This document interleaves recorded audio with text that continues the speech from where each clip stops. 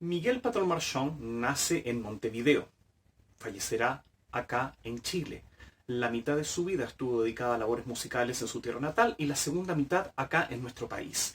Es un destacado director de orquesta, un musicólogo de temas líricos y también esporádico compositor. Ya veremos por qué. Fue pilar fundamental de las temporadas líricas y del repertorio camerístico y sinfónico de su Montevideo. Pensemos en los festivales populares de ópera, en la Orquesta Nacional de Cámara, fue director del Sodre de Montevideo y a su llegada acá en 1983, pilar también de la lírica nacional. Fue uno de los gestores e impulsores y que más creyó en el cantante nacional y por lo tanto es uno de los artífices de ese proyecto maravilloso que duró un par de décadas que se llamó Encuentro con la Ópera, también llamado Ópera Nacional. También hacía direcciones de ballet y también de los conciertos de verano, de la Filarmónica, siempre ligado al Teatro Municipal de Santiago. Como yo les decía, su faceta de compositor fue muy esporádica. Él mismo la veía con un poco de escepticismo. En realidad la composición surgió en él ligado a la voz, casi siempre, diría en un porcentaje mayoritario, y en momentos de incertidumbre frente a su trabajo de director de orquesta. Pensemos, por ejemplo, en un primer periodo de su Opus 1 en 1974-1975 en Montevideo y el segundo grupo de obras a partir de su traslado a Chile en 1983, que va a ser hasta 1989 más o menos, con hasta el Opus 10. Como yo les decía, son obras básicamente vocales. Estamos hablando de canciones, canción de arte, ya sea individuales o pequeños grupos dípticos y el más extenso que es este tríptico, que son las voces agustinianas. Musicalmente tenemos un compositor que entiende el canto. Musicalmente escribe de un punto de vista tonal, pero sazonado, con muchos giros modales, preferencia por el modo menor. Tiene una característica musical que va a ser muy constante en este periodo de composiciones. Preferencia absoluta por los textos en castellano, salvo un Ave María, que está compuesta, pero texto en castellano de poesía española y también uruguaya, como voces agustinianas. El trabajo de composición está íntimamente ligado con una práctica que quizás la gente más adulta, más mayor, se acordará y que se ha ido perdiendo con el tiempo, que tiene que ver con la recitación de poesía. ¿Por qué? Porque en la casa de Miguel Patrón o también en casa de amigos se solía recitar mucha poesía. Pensemos que el escuchar constantemente la poesía de un punto de vista sonoro, no solo leerla, sino sonoro, ya va estableciendo ritmos, alturas, pausas, dinámicas, articulaciones propias de una lectura. Había grandes recitantes, recitadoras y recitantes de poesía, en verdad. Pensemos en Berta Singerman, por ejemplo, allá en el Río de la Plata. Y eso va a establecer, como yo les decía a un comienzo, una manera de entender la poesía como algo, no solo que tiene que ser entendible, inteligible, tiene un mensaje propio, sino que tiene sus propios pulsos y propios ritmos. La manera de componer de Miguel Patrón Marchand tiene que ver con mostrar, tratar de dar a luz ese ritmo propio de la poesía sin jamás taparla. Es decir, un producto que por sí solo, antes de ser puesto en música, ya tiene una música y ya tiene una calidad. Eso tiene que ver además con la altísima calidad de los textos elegidos. García Lorca, Delmira Agustini, por ejemplo, Machado. Compondrá frases que son alternadas con bloques orquestales con otras frases. Será solo con este tríptico que oiremos a continuación que se permitirá, ¿cómo se podría decir?, un arrojo romántico mucho mayor. ¿Por qué? Porque la misma poesía de Delmira Agustini tiene las características que lo propiciaban. Vamos a explicar este tríptico que se llama Voces Agustinianas. Tengo conmigo el manuscrito original de Voces Agustinianas, opus 8.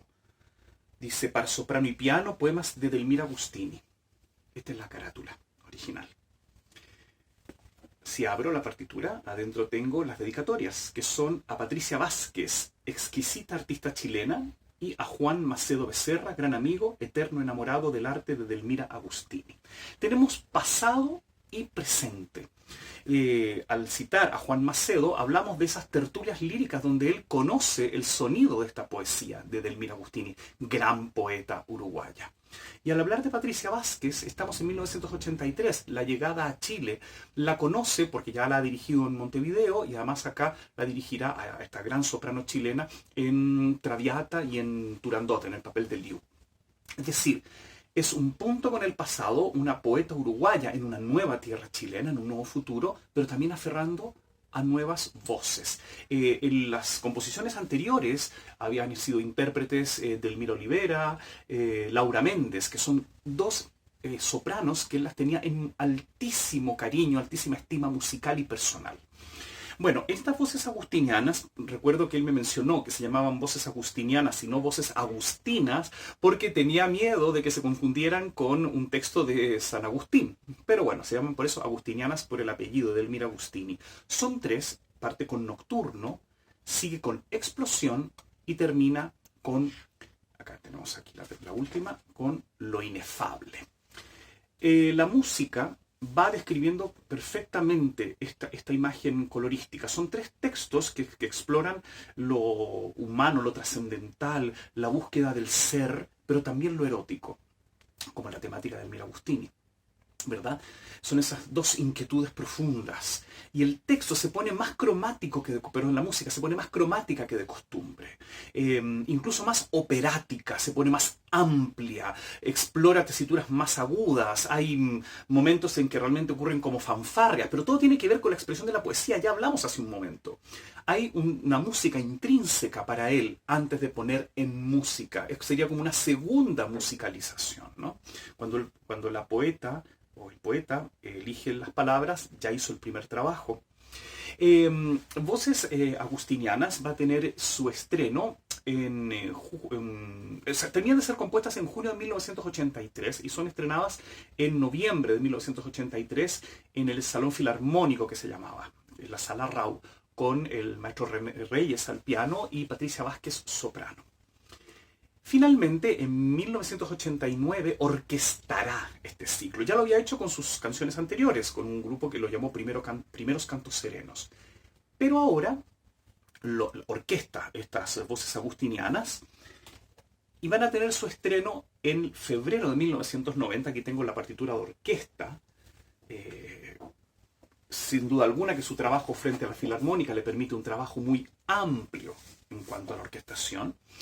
Y en ese estreno participará él dirigiendo y la gran soprano Lucía D'Anselmo, pilar de las temporadas del Encuentro con la Ópera y gran amiga y muy admirada por Miguel. El estreno montevideano va a ser en mayo de 1990, ese mismo año 1990, nuevamente con Laura Méndez. Vamos a oír este ciclo, Voces Agustinianas, en la grabación que estuvo casi paralela al estreno. Yo diría que unas semanas antes, en una especie de ensayo general dentro del mismo teatro. Se captó esta toma. Estamos con la versión orquestal, con Lucía D'Anselmo, la Filarmónica de Santiago, Miguel Patrón Marchand dirigiendo. Vamos a escuchar, son tres canciones y la amplitud de la poesía de Edelmira Agustini. Escuchemos pues.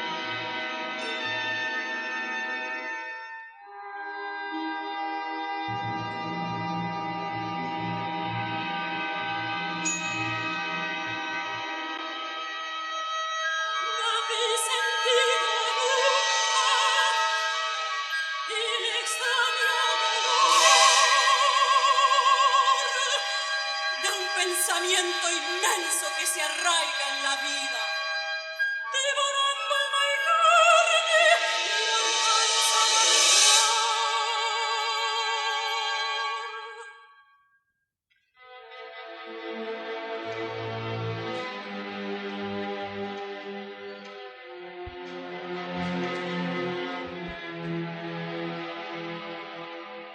nunca llevasteis dentro una estrella dormida que os abrazaba enteros y no daba de llevar eternamente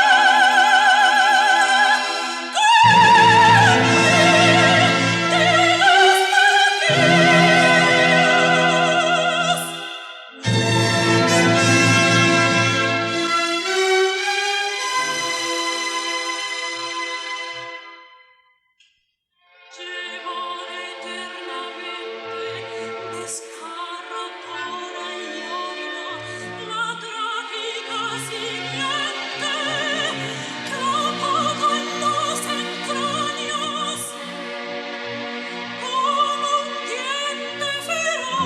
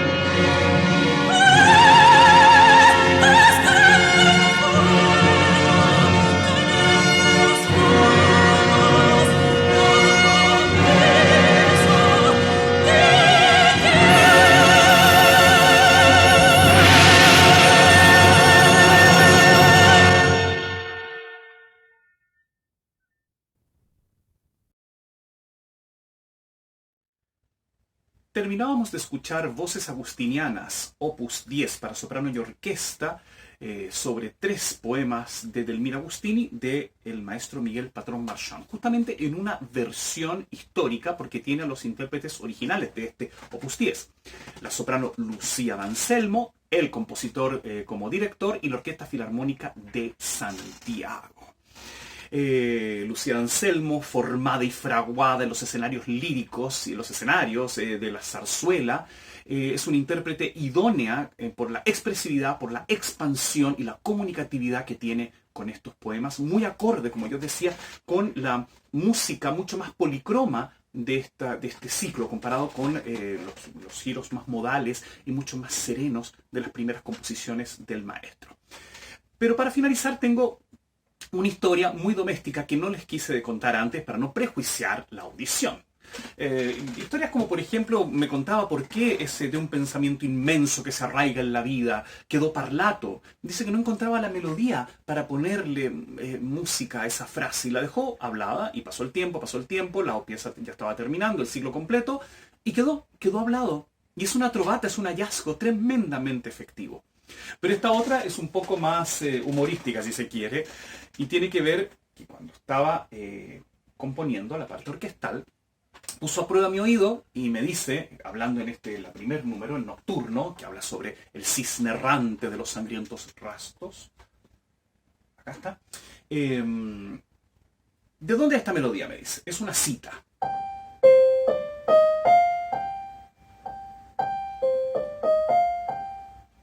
Se me iluminó el rostro y dije, sí, la reconozco. El cisne, me dice, sí, el cisne. Es la advertencia de Lohengrin a Elsa en el primer acto de Lohengrin.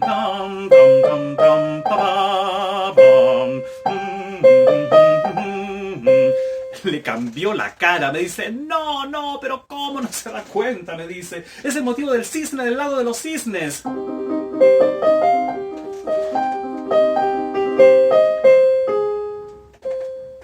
Etcétera. Y yo dije, bueno, al menos no me equivoqué de ave. Cisne, todo cisne, 3 cisnes. Wagner, Tchaikovsky, maestro Miguel Patrón. Bueno, escuchamos la versión siguiéndola en el manuscrito orquestal. La caligrafía de Miguel Paton Marchand era realmente muy pulida, muy limpia. Esta partitura ya está editada por Editorial Nacional, así que ahí abajito va a estar el sitio por si quieren acceder a ella. Esperando que les haya gustado. Nos despedimos y nos vemos en una próxima edición de este Ciclos de Canciones Nacionales.